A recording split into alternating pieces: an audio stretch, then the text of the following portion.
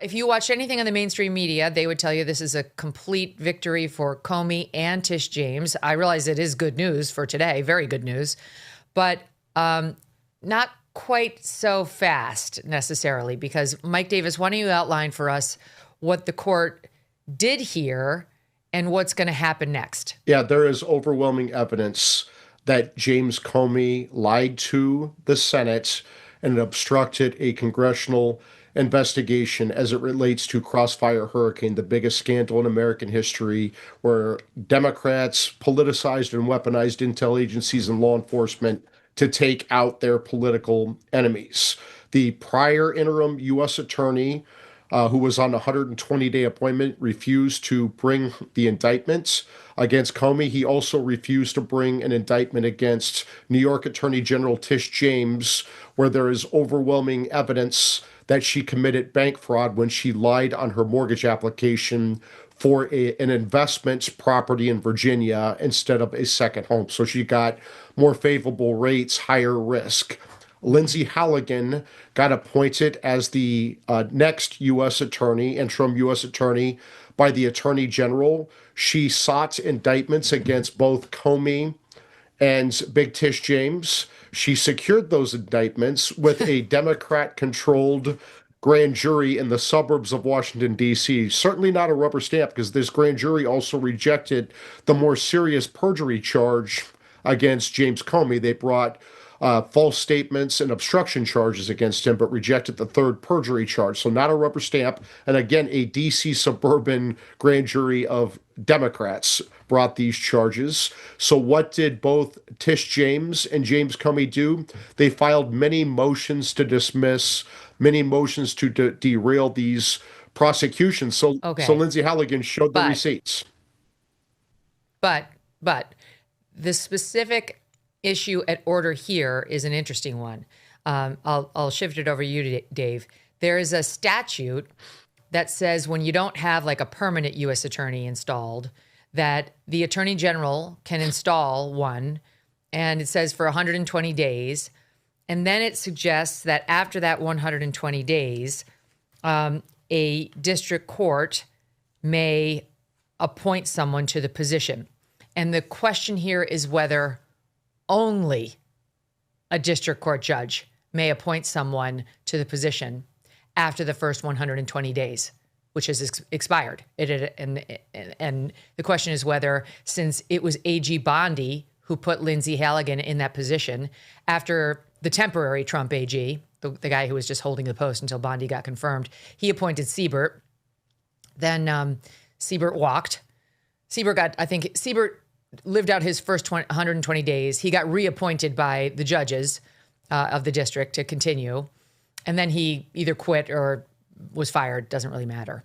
But the appointment of Lindsay Halligan was made by the AG. So it kind of went AG appointment, judge appointment, AG appointment. And now Tish James and James Comey are arguing AG Bondi did not have the right to appoint a successor. That, in other words, after that 120-day period of the initial appointment expires, only judges can appoint subsequent U.S. attorneys, which I have to say, Dave, seems completely wrong to me. There is no way that is what Congress intended in enacting this statute. It would take the powers of appointment away from the executive branch and give them to the judiciary, which makes zero sense. Well, Megyn, it's good to be back with you and my friend Mike. It's not just the judges, though. The president can still appoint a U.S. attorney. That person just has to get confirmed by the Senate, the whole advice and consent thing. And so what you can't do is that you can't appoint someone for the 120 days and they overstay their 120 days and then replace them with another acting U.S. attorney for another 120 days, or else the appointments clause and the statute means nothing, because then the president and the attorney general can just appoint one after the next without ever having the U.S. attorney confirmed by the U.S. Senate. And so that's the issue here. And that's something that Judge Curry brought up. And by the way, the amendments to this law that says that the judges get to decide, That was passed after the whole Alberto Gonzalez U.S. attorney scandal, where it became politicized in 2006 under George W. Bush. And so the amendment was passed in 2007 in response to that. And it was designed to limit executive branch power. But Mike, what the statute says, it's 28 U.S. Code 546 on vacancies, is except as provided in subsection B, the Attorney General may appoint a U.S. attorney for the district that's vacant. Subsection B is the only subsection for which the Attorney General may not appoint the U.S. attorney. What does subsection B say? It says the Attorney General can't do this if the Senate has already refused to give advice and consent on this person. That's not this case. The Senate has not refused to do advice and consent on Lindsay Halligan. So the one exception in the statute to Bondi's ability to do this is not met. Then when it goes on to talk about the judges, it says, if an appointment expires, the district court for such district may appoint a U.S. attorney to serve until the vacancy is filled. And the question here is whether that is an exclusive authority by the district judge or a concurrent one. Like they can do it, or A.G. Bondi could do it. And A.G. Bondi clearly thinks she can do it, that this is not an exclusive power to the district court. And there's a little bit of funny business in this Clinton-appointed judge's opinion where Judge Curry, her name is, she, your guy, Will Chamberlain, who was on our AM update this morning, pointed this out. It was a good point. She had to break up the quotation of the statute and add her own words to make her argument.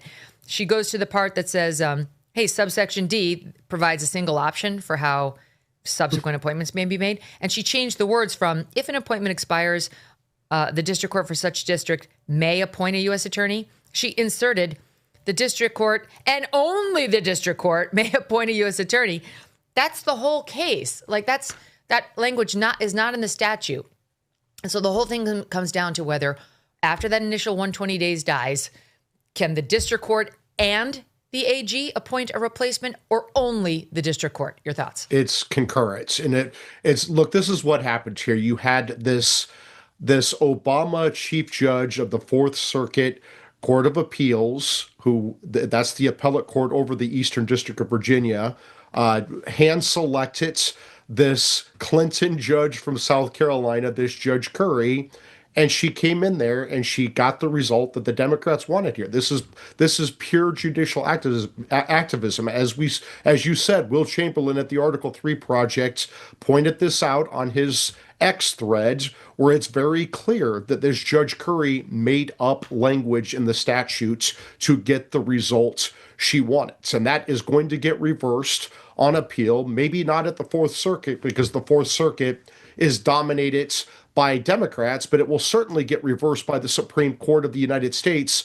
But the Democrats got what they wanted here. They got an embarrassment for Lindsay Halligan, and they got delay in this case. And so it is a purely political result here. And if this judge would have actually followed the statutes, you read them in harmony. You do not create constitutional conflict. That is one of the key canons for the judges to follow. It's called constitutional avoidance. You do not create constitutional problems when you're interpreting the law unless you have to.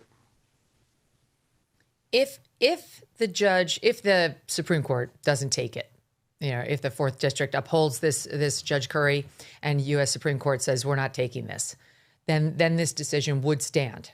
It would. Yeah. It would if it's not basically if the Fourth District or the Fourth Circuit affirms her and SCOTUS refuses to take it, then this judgment will stand, and Halligan will be DQ'd. She won't be able to prosecute this case. But now there's a debate about whether anyone will be able to prosecute this case. Letitia James is 100% going to get reindicted. But the question is whether Comey can be reindicted. This is, again, assuming that Halligan is off the case. Comey has an argument that there was never a proper indictment, Dave, because the person who indicted him was not properly in the role. And Judge Curry, in her opinion, says, thus restoring James Comey to the position he was in pre-indictment. So she's basically trying to completely nullify the indictment as though it was never brought, And the statute of limitations on him expired, I think, 6 days after she got the indictment. So while normally the rule is you can re-indict somebody when your indictment gets thrown out within 6 months of the day your indictment gets thrown out, there's a question in this case about whether that would be possible. Right. Given the judge's language about the whole thing is like nullified as though it never happened to begin with. Right. There's that Latin phrase, void ab initio, which means it's void from the beginning. So you can't fix a defect when she did not have the right to even sign the indictment from the beginning. So the whole thing is void. I guess if you translate that Latin phrase, it means it's void from the beginning, or you snooze, you lose. And I think that's more like it, because here the judge in this case, she even emphasizes your point that you mentioned, or the point that she mentioned in footnote 21. And this is where she hid in some dicta, which is non-binding language, which does show her hand that she does not think this case should be refiled. There are a lot of politicians that should be getting coal in their stockings for Christmas, but Birch Gold thinks, as a smart planner, you deserve silver. That's why with every $5,000 you purchase between now and December 22nd, Birch Gold will send you an ounce of silver, which is up over 60% this year. See, smart people diversify and have a hedge. That's why you should consider Birch Gold. With the rates cut now from the Fed, in 2026, the dollar will likely be worth less. And what happens if the AI bubble bursts? Let Birch Gold Group help you convert an existing IRA or 401k into a tax-sheltered IRA in physical gold. And for every $5,000 you buy, you will get an ounce of silver for your stocking or for your kids. Just text MK to 989898 to claim your eligibility for this offer. Again, text MK to the number 989898 today, because Birch Gold's free silver with qualifying purchase promotion ends on December 22nd. Message and data rates may apply.